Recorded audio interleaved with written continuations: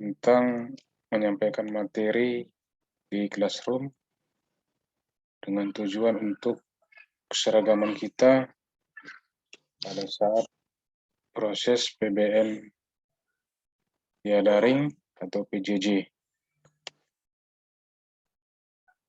Baik, langsung kita ke langkah-langkah cara menyampaikan materi, biar nanti semua materi yang kita harapkan dapat dilaksanakan oleh siswa kita. Tentunya nanti setiap pertemuan kita berharap ada input dan output-nya atau ada refleksi kepada anak-anak kita sendiri. Langkah pertama kita buka classroom yang akan kita masuki sesuai dengan jadwal yang sudah dibagikan. Ini saya buka classroom. Mungkin di pilihan kelas sudah banyak. Mulai dari 12, 3C, dan seterusnya. Pada kali ini akan saya coba di kelas uji coba classroom. Pada saat memilih ini, sebelumnya kita pastikan ini memang akun kita sendiri, akun sendiri, yaitu dengan domain belajar.id. Kita pilih kelas uji coba ini, pilih. Setelah itu kita langsung masuk ke tugas kelas. Kemudian kita klik buat. Kemudian kita ke pertanyaan. Kenapa ke pertanyaan? Kenapa ke tidak menu yang lainnya? Nanti kalau menu pertanyaan kita pilih, nanti di akun siswa langsung ada kolom menjawab. Walaupun nantinya bahan atau materi yang kita berikan, kita berharap atau di akhir nanti materi ini kita butuhkan tanggapan siswa ataupun jawaban siswa. Baik, di kolom pertanyaan kita isi ini agar seragam adalah pertemuan 1. Jadi kita sepakati diawali dengan pertemuan keberapa kita lakukan. Misalnya mulai besok mungkin rata-rata adalah pertemuan pertama, baru kemudian nama mapel yang kita kasih materi. Misalnya ini saya buat contoh, mapel saya adalah ASJ atau administrasi sistem jaringan. Di petunjuk ini sama dengan kita mengajar, bisa kita sampaikan salam dulu dan lain sebagainya. Kemudian bagaimana petunjuk penggunaan materi atau apa yang harus dilakukan anak-anak pada saat membuka classroom-nya. Saya contohkan, ini setelah pembukaan ini saya tujukan kepada siswa agar membaca dan memahami modul yang saya share nanti. Membaca dan memahami modul. Jadi saya share bahannya, saya share secara online. Jadi Bapak Ibu, kalau bisa saya ini secara online, agar kalau ada perubahan, siswa tetap bisa mengupdate-nya. Ini saya contohkan, saya ambil bahan dari drive saya, di drive akun ini, bahan kelas 11 TKJ. Ini saya buka. Setelah buka, ini kebetulan slide yang masih kosong. Ini jangan lupa kita bagikan. Klik dulu dibagikan. Bagikan. Kita tunggu. Nah, di paling bawah ini ada di sini dibatasi hanya orang yang ditambahkan yang dapat calling ini. Kita klik berbagi dengan kementerian. Setelah kita klik, kita oke. Di pilihan Kementerian Pendidikan ini kita pilih siapa saja yang memiliki link. Artinya, kalau kita pilih siapa saja yang memiliki link, walaupun akunnya di luar daripada domain belajar.id bisa mengakses. Tapi kalau kita pilih Kementerian Pendidikan, jadi yang berdomain yang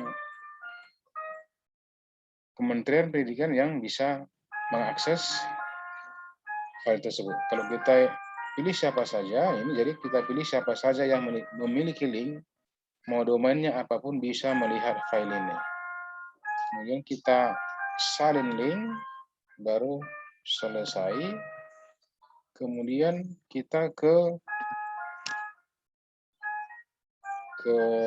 Classroom tadi, kita tempelkan link ini. Setelah kita tempelkan, mungkin ada lagi petunjuk di bawah, kita tambahkan lagi, kita enter. Saya buat misalnya ketikkan Ananda dengan bahasa sendiri setelah membaca dan memahami materi di atas. Jawaban diketik langsung di ruang komentar. Inilah Bapak Ibu. Jadi pertama tadi sebelum kita ini kirim, kita buat petunjuknya apa yang harus dilakukan siswa. Jadi nanti bahasa petunjuk ini tidak baku. Yang penting anak-anak tahu apa yang mau dikerjakan. Ini contoh sederhana Bapak Ibu. Kemudian kita berangkat ke sebelah kanan ini. Ini ada untuk. Ini materi ini mau sama siapa kita kasih? Apakah hanya di kelas uji coba atau kelas yang lain? Secara bersamaan bisa kita pilih. Ini banyak kelas yang mau dipilih. Misalnya kebetulan materi ini perlu untuk kelas 10 semua atau kelas 12 semua, bisa kita klik. Kita klik nanti kita centang. Jika memang materi yang sama di kelas yang sama atau di kelas yang lain juga perlu. Tapi kalau hanya satu kelas itu yang perlu, hanya di kelas uji coba, ini tidak perlu kita centang. Cukup untuk ini adalah hanya untuk uji coba. Di sampingnya untuk semua siswa yang ada di Classroom uji coba. Ini poin, ini kan poin kalau nanti dijawab siswa tentunya harus kita nilai. Ini, oke. Kemudian tenggang waktu, kita kasih tenggang waktu. Kita batasi, artinya nanti kalau anak-anak membaca ini dan menyampaikan apa yang perlu disampaikan lewat daripada waktu yang kita tentukan, tentunya akan nampak. Jadi kita lebih gampang memonitoring apakah dia tepat waktu atau tidak tepat waktu. Misalnya ini tenggangnya satu adalah hanya hari ini tanggal 25. Jadi lewat nanti hari ini dia sudah nampak lewat dikerjakan atau tidak. Jadi tenggangnya hari ini. Ini topik bisa diisi, bisa tidak, tergantung kita semua. Baru yang di paling bawah ini ada pilihan centang siswa dapat membalas jawaban siswa lain. Ini kita jaga juga. Kalau kita centang siswa dapat membalas jawaban siswa yang lain, artinya siswa bisa saling berbagi. Berarti ini kita harus hilangkan centangnya. Kemudian siswa dapat mengedit jawaban. Ini kita centang siswa dapat mengedit jawaban. Mana tahu jawabannya masih kurang jelas setelah dikirim, anak-anak bisa menjawab. Kalau kita centang siswa dapat mengedit jawaban. Jadi sudah lengkap, mulai dari pertanyaan sudah bisa kita isi. Saya ulang, baris pertanyaan ini adalah pertemuan keberapa dan mapel apa, kemudian petunjuk materi. Ini tadi petunjuknya materi membaca dan memahami modul. Modulnya adalah di file online. Di file online yang tersimpan di drive kita. Kemudian setelah anak-anak membaca, apa yang harus dilakukan? Kita minta tanggapan dengan bahasa sendiri tentang materi yang kita sharing tadi. Setelah itu, kemudian setelah selesai untuk kelas Rosum siapa, apakah sama semua siswa atau hanya kita peruntukkan per siswa? Biasanya ini semua siswa. Poinnya baru tenggang waktu kita batasi saja hanya maksimal 1 hari. Kalau lewat 1 hari dikerjakan, dan nanti anak-anak nanti di nilai akan nampak dia mengerjakan terlambat atau tepat waktu. Kemudian paling bawah adalah kita centang siswa dapat mengedit jawaban. Kemudian kita klik tanyakan. Kita klik tanyakan. Kemudian kita lihat apakah sudah sampai kepada siswa. Ini kebetulan ada 4 siswa tadi. Ini di siswa pertama, apakah ada materi tersebut atau tidak.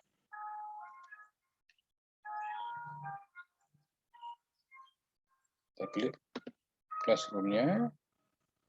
Nah, di sini nampak. Di siswa udah nampak siapa guru yang mengirim dan pertemuan keberapa dan mapel apa. Jadi nampak jelas semua siapa yang mengirim dan itu pertemuan keberapa dan mata pelajaran apa.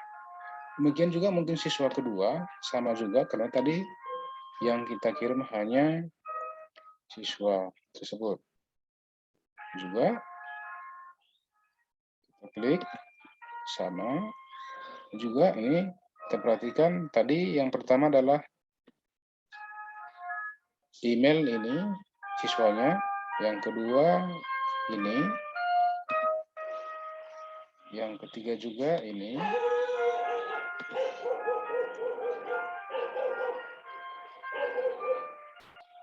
yang siswanya adalah J-4, ini satu lagi siswanya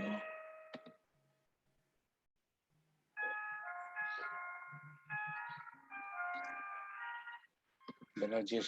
Jadi sudah 4 siswa, jadi tinggal pilih kelas. Jadi udah sama semua apa yang ditanyakan ke masing-masing siswa. Jadi siswa tinggal mengklik.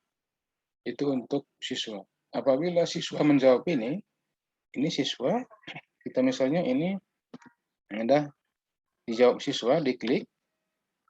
Jadi diklik langsung disuruh di pertemuan ini membaca dan memahami modul.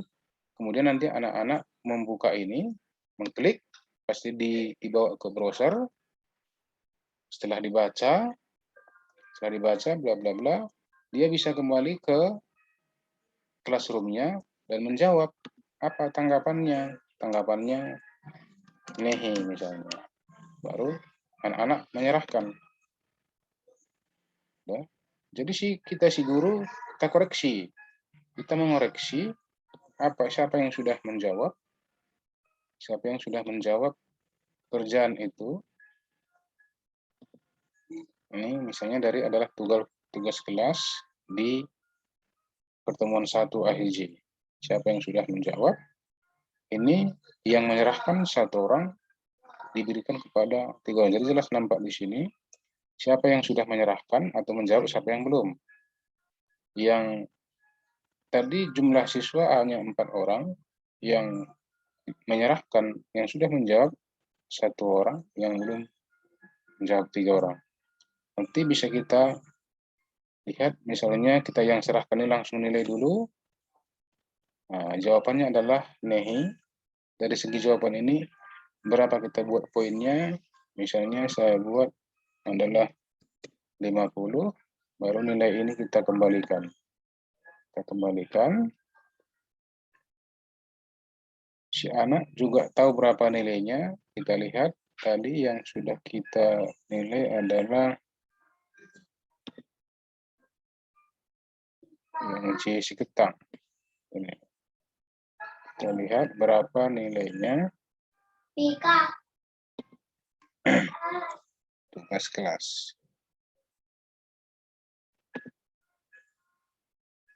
Ini yang sudah dinilai tadi. Kalau nanti dinilai, jadi di sini sudah nampak apakah tugasnya sudah dinilai atau belum. Sudah dinilai dengan nilai dia 50. Nilai ini muncul itu tergantung kepada kita memberikan nilainya. Jadi sudah dikerjakan siswa, anak-anak sudah bisa langsung melihat apakah pekerjaannya sudah kita koreksi atau belum. Itu untuk anak-anak. Yang terakhir, ini kebetulan ada saya pinjam user orang Ibu Ibu Kasmin sama Pak KS. Terkait tentang classroom, Bapak Ibu, nanti untuk memudahkan kita menerima undangan sebagai tenaga pengajar, itu adalah langsung saja kita masuk ke classroom kita. Ke classroom bukan melalui email, bukan melalui Gmail, tapi langsung menu classroom yang di akun kita. Kalau di HP langsung saja ini diinstal di HP-nya.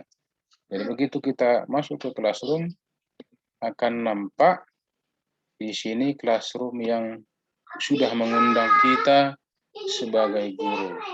Misalnya ini.